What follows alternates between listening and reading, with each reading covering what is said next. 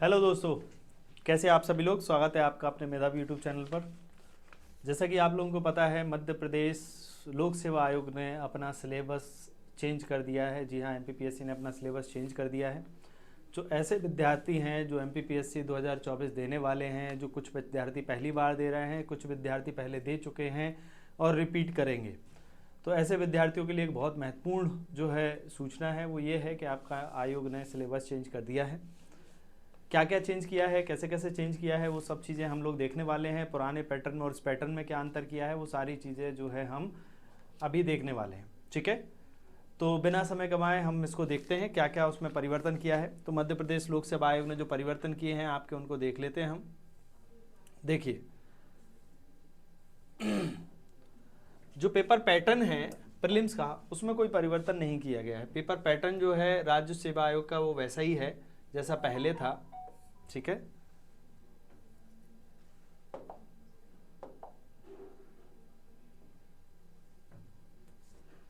ठीक है। इसमें प्रारंभिक परीक्षा में 2 ही पेपर होने वाले हैं आपके। ठीक है, और ओएमआर शीट के माध्यम से ही होने वाले हैं। आपको पेपर जो है मिलेगा वो ओएमआर शीट के माध्यम से ही मिलेगा।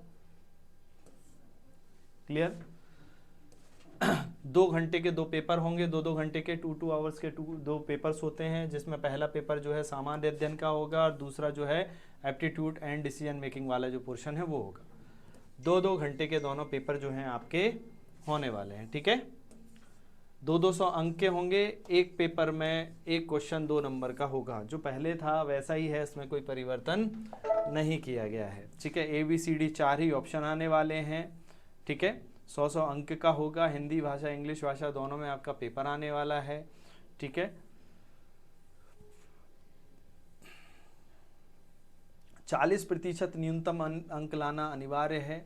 ठीक है, जो अनारक्षित उम्मीदवार हैं, जो जनरल के हैं, उनको मिनिमम 40% अंक लाना है, तभी वो अपना क्वालिफाई कर पाएंगे एग्ज़ाम को। क्लियर। चलिए आगे देखते हैं। अब हम सबसे पहले देख लेते हैं, जो महत्वपूर्ण बात है वो ये है कि सिलेबस में क्या क्या परिवर्तन आया।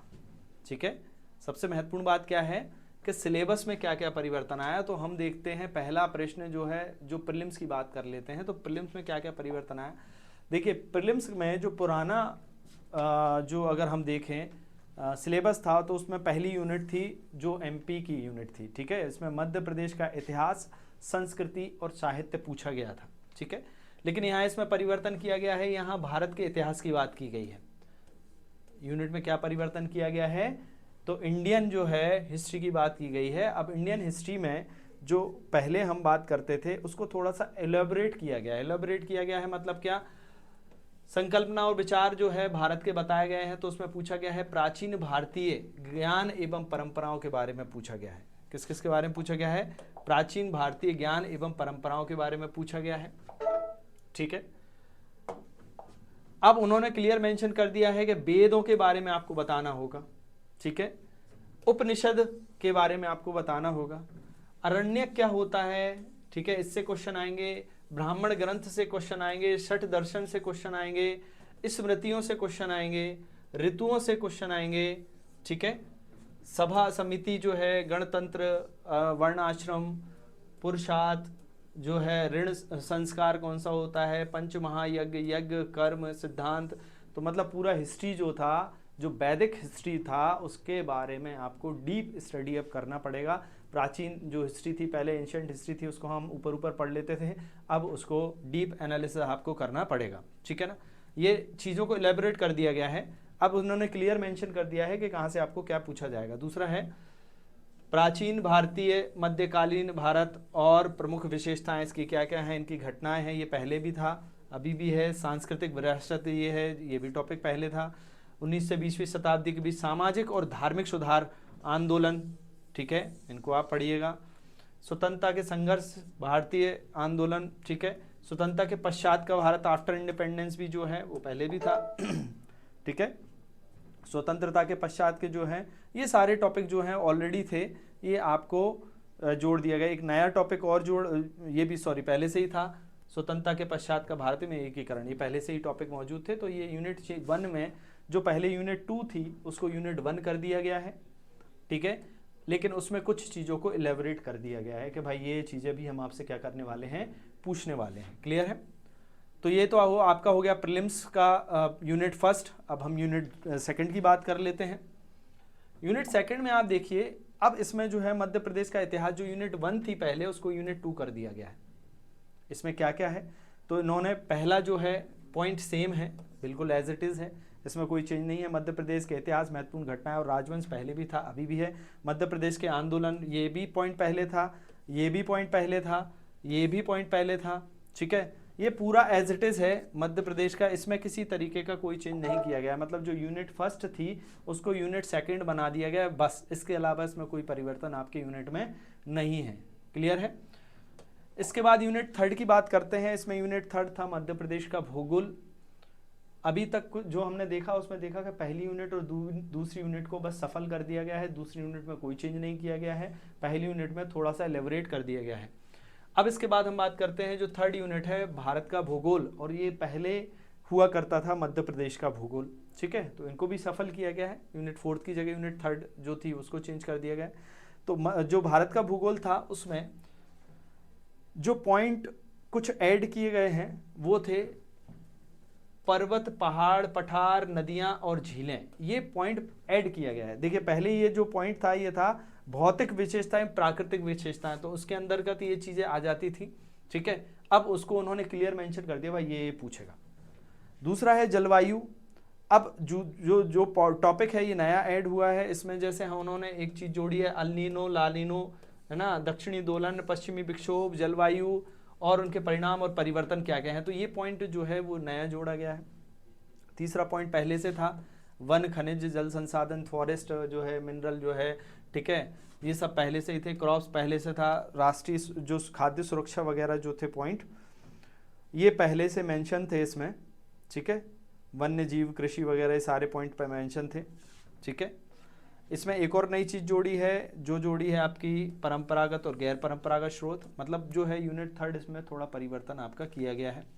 प्राकृतिक आपदाएं, उनके खतरे। अब प्राकृतिक आपदाओं में चक्रवात वगैरह ये सब आपको पढ़ना पड़ेगा, ये पहले से थे। जनसंख्या जो है, डेंसिटी क्या है, उनका डिस्ट्रीब्यूशन कैसा है, ये सब चीज़ें पहले से थी, तो अभी भी हैं। थोड़ा सा परिवर्तन इनमें हुआ है। मतलब यूनिट थर्ड जो है वो चेंज की गई है और सिंपली उसको इलेबोरेट किया गया। भाई आपको पढ़ना क्या है, आप सिलेबस देखिए और उसको पढ़िए, सीधा सीधा उन्होंने बोल दिया है। अगला देखिए, हम देखते हैं जो यूनिट 4 है उसके बारे में देख लेते हैं।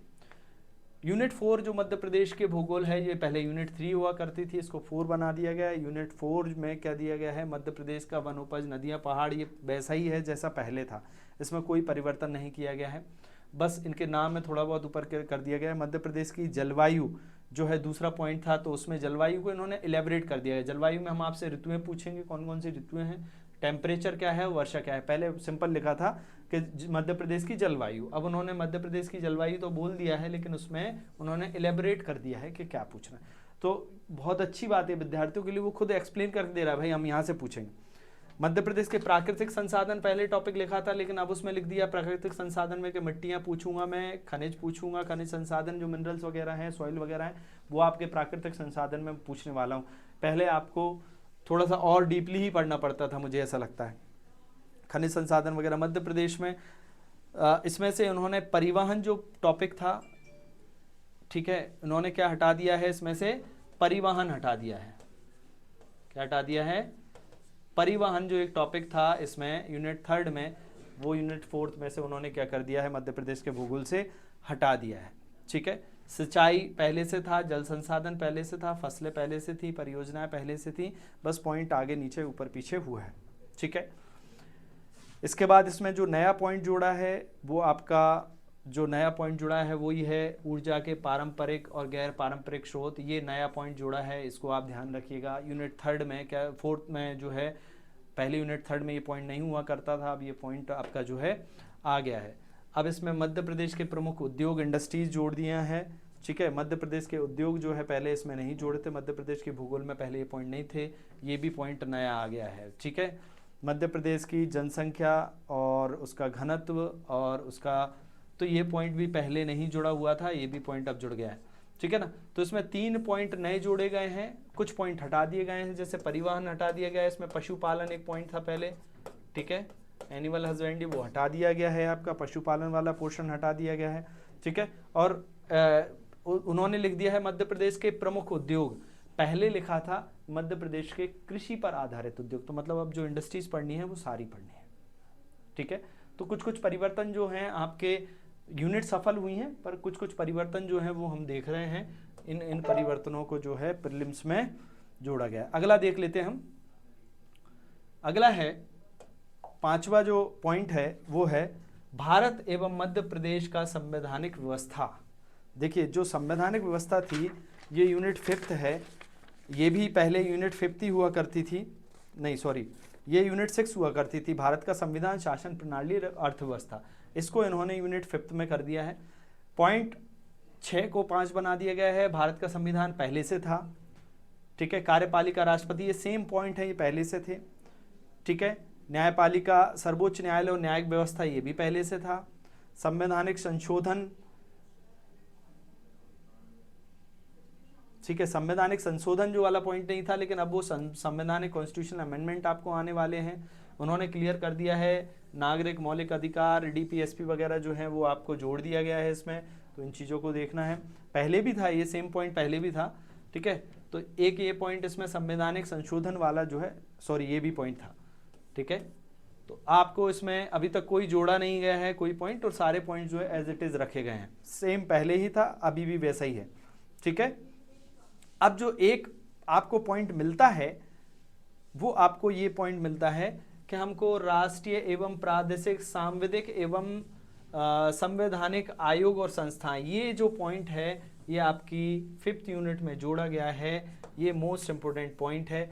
देखिए आपके एग्जाम में पहले जो यूनिट 10 थी वो यही वाली 10 थी कि राष्ट्रीय, प्रादेशिक, संवैधानिक, सांविधिक आयोग और संस्थाएं, ठीक है ना। तो जो हमारे नेशनल कॉन्स्टिट्यूशनल जो हमारे बॉडीज़ थी उनको हमको बताना था, जो कमीशन थे, वो सब चीज़ें आपको इसमें पढ़ने पड़ेंगे। मतलब जो यूनिट 10 थी उसकी जगह आपका क्या परिवर्तन हो गया, वो यूनिट 10 को उन्होंने एक लाइन में सीमित करके किस में जोड़ दिया, आपके प्रीलिम की यूनिट 5th में। तो ये बहुत मेजर चेंज है बेटा, आप ये मत सोचना कि वो यूनिट 10 हट गई है, नहीं, उसको यहाँ पर जोड़ दिया गया है। हाँ, मार्क्स का वेटेज कम हो सकता है कि मार्क्स जो है वो 10 नंबर का आता था, अब कम का आए, वो अलग चीज़ है, ठीक है।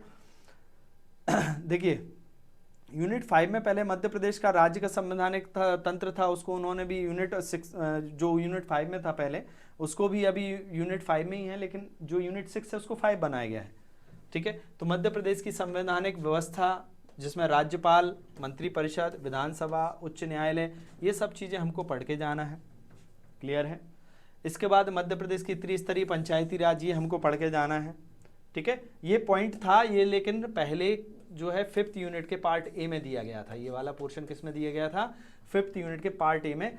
अभी जो है पूरा 5th यूनिट में इसको कन्वर्ट कर दिया गया है, एडिशनल हुआ है, बिल्कुल 100% हुआ है, ठीक है। मध्य प्रदेश में सुशासन, ये एक जो है नया पॉइंट जोड़ा है, मध्य प्रदेश में सुशासन, ठीक है।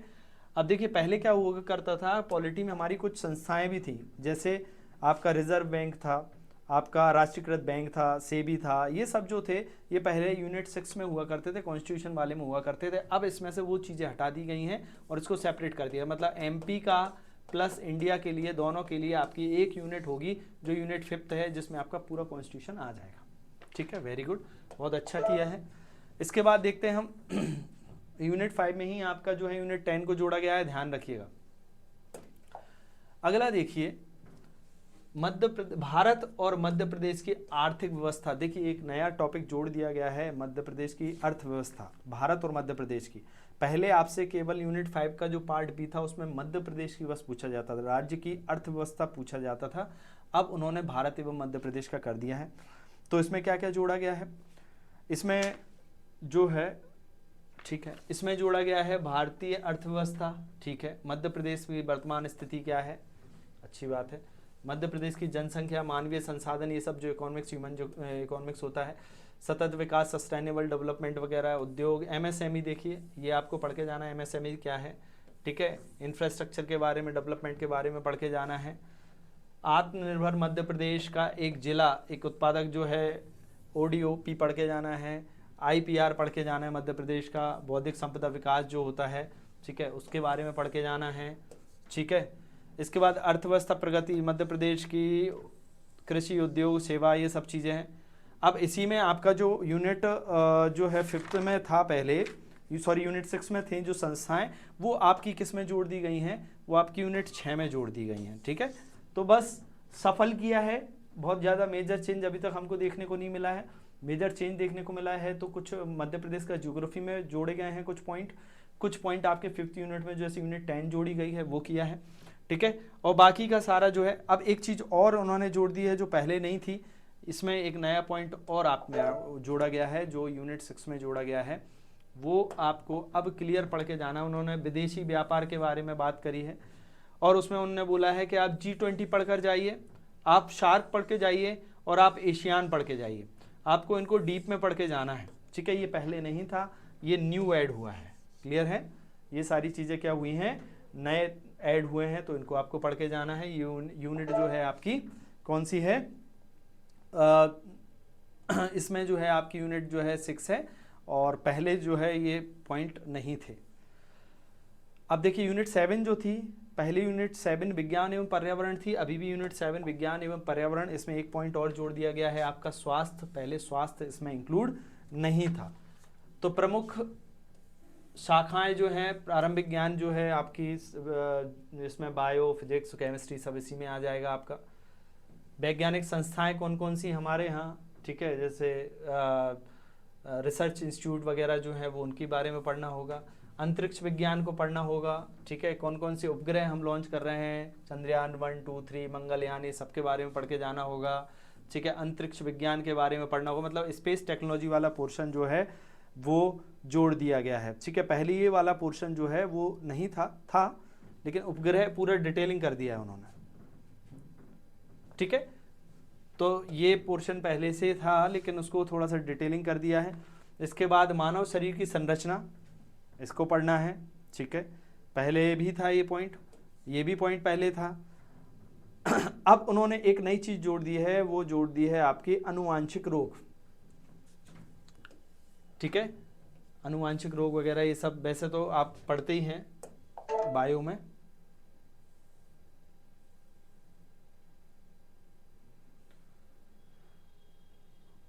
बाकी इसमें बहुत कुछ चेंज नहीं है।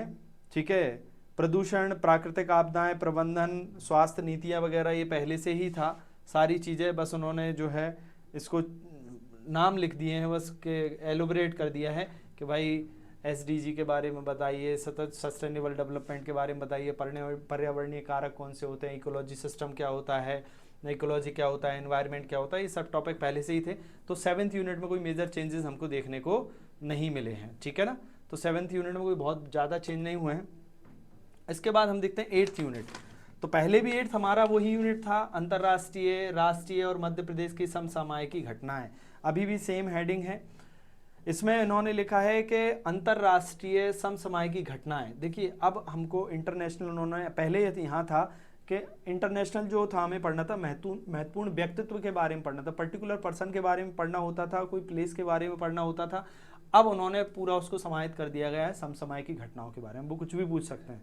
ठीक है, महत्वपूर्ण घटनाएं कौन कौन सी थी, राष्ट्रीय लेवल की और मध्य प्रदेश लेवल की। अब इसमें एक पॉइंट पहले था जो पेपर ये उसमें इसमें ये लिखा है, इसमें एक नया पॉइंट था क्या कि इसमें भारत और मध्य प्रदेश दोनों की बात करता था, और इसमें इन्होंने बोला था कि खेल के बारे में पूछेगा, स्पोर्ट्स, मध्य प्रदेश और भारत के खेल के बारे में, खेल प्रतियोगिताएं कौन सी होती हैं,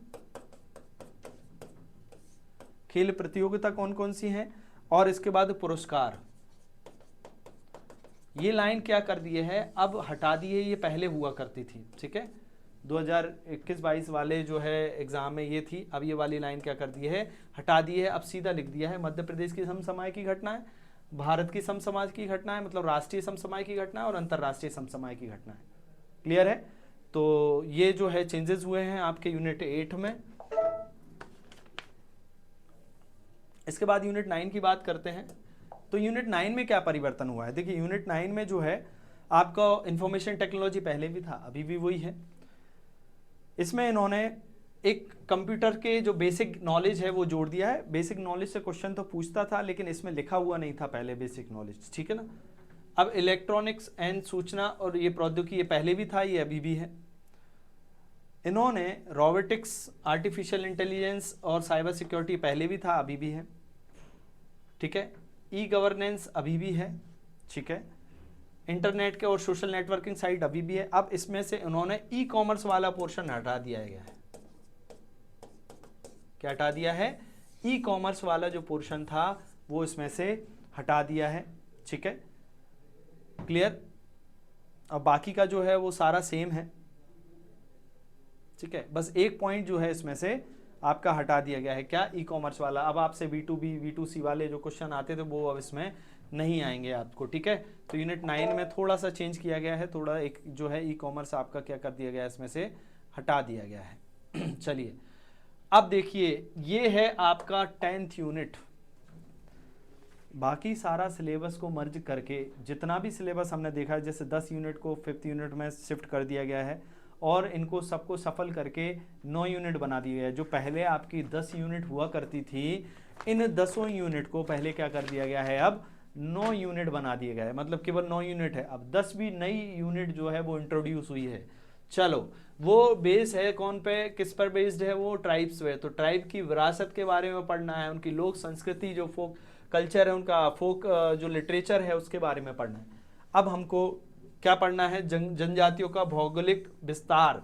तो कौन सी जनजाति कहाँ निवास करती है, किस क्षेत्र में मध्य प्रदेश में कौन कौन सी जनजाति रहती है, ये मध्य प्रदेश के संदर्भ में ही पूछा है। जनजातियों से संबंधित संवैधानिक प्रावधान। अब हमारे कॉन्स्टिट्यूशनल में ट्राइब्स को कहाँ कहाँ पर जगह मिली है, ये आपसे पूछा गया है, क्लियर। जनजातियों के प्रमुख विशेषता, विशेष पिछड़ी जनजातियां जो है मध्य प्रदेश में, जैसे आपकी सहरिया है, वेगा है, भारिया है, उनके बारे में। घुमंतू जनजाति जैसे आपकी बंजारा है, उनके बारे में। जनजाति के लिए कल्याणकारी कौन कौन सी योजनाएं चलाई सरकार चला रही है, ठीक है, जनजातियों के उत्थान के लिए, क्लियर।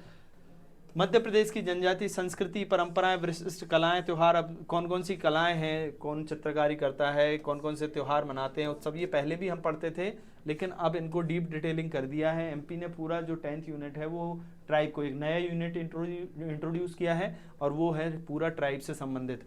तो मध्य प्रदेश की जनजातियाँ, भारत के स्वतंत्रता आंदोलन में उनका योगदान, तो आपने क्या क्या योगदान पढ़ा है, जैसे जंगल सत्याग्रह हुआ, ठीक है, किस किस ने भीमा जो है नायक थे, या टांट्या भील थे, या जगंजन सिंह कोरकू थे, इन सब के बारे में आपको डिटेलिंग में पढ़ना हो। जनजाति व्यक्तित्व में उनके सबकी डिटेल जो है आपकी आने वाली है, ठीक है। मध्य प्रदेश की जनजातियों से संबंधित प्रमुख संस्थान और उनके संग्रहालय कहाँ कहाँ पर हैं, उस पर भी हमको देखना है। उनसे रिलेटेड कौन कौन से ट्राइबल म्यूजियम कहाँ हैं, ट्राइबल इंस्टीट्यूट कहाँ हैं, ये सब चीज़ें जो है हमको देखने पड़ेंगे। लोक संस्कृति एवं लोक साहित्य भी हमको देखना पड़ेगा, ठीक है ना। तो इस तरीके से ये आपकी 10 यूनिट है, ये आपका प्रीलिम्स का जो है हमने एलेबोरेट किया है आपका सिलेबस। सो लग जाइए, इसमें जो जो चीज़ें ऐड हुई हैं वो हम प्रोवाइड करेंगे। आप संस्थान भी आ सकते हैं, और अगर आप चाहें तो हम कुछ जो है आपको प्रोवाइड करने वाले हैं यूट्यूब पर भी। कुछ टॉपिक जो हैं जो आपको कहीं नहीं मिलेंगे वो हम यूट्यूब पर भी प्रोवाइड करेंगे। लेकिन हमारा संस्थान जो है इन टॉपिक्स को बहुत अच्छे से कराने वाला है। तो जो बच्चे तैयारी कर रहे हैं वो हमसे जुड़े रहें, यूट्यूब पर भी देखते रहें, ठीक है। ये आपकी 10 यूनिट हमने एक्सप्लेन करी है, इनमें बहुत ज़्यादा मेजर चेंजेस नहीं है, बस 10वीं यूनिट एक आई है और एक जो हमारी 10th यूनिट थी उसको 5th यूनिट में शिफ्ट कर दिया गया है। इसके अलावा बहुत ज़्यादा परिवर्तन इसमें नहीं आया है। सो आज के लिए इतना ही काफ़ी है। मेंस सिलेबस के बाद नेक्स्ट वीडियो में हम फिर से मिलेंगे। Thank you very much. पढ़ाई करिए, एग्ज़ाम बहुत दूर नहीं है आपका प्रीलिम्स का, एकदम से आपका सिलेबस है, नया सिलेबस है, आपको डेटा की ज़रूरत पड़ेगी, तो प्रैक्टिस वगैरह भी करते रहिए। Thank you very much, all the best, धन्यवाद।